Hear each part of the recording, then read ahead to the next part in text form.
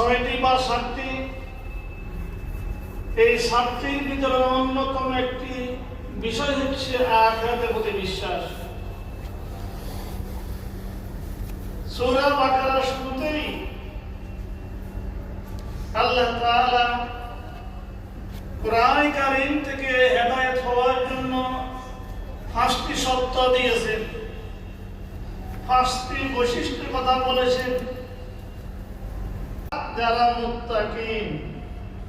মুত্তাকি তারা 5 নম্বর হচ্ছে অবিল আখিরাতি হুম ইউকিনুন।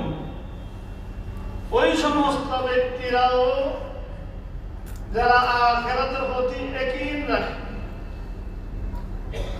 এই দুনিয়ায় শুধু শেষ নয়, এই দুনিয়ার শেষের পরে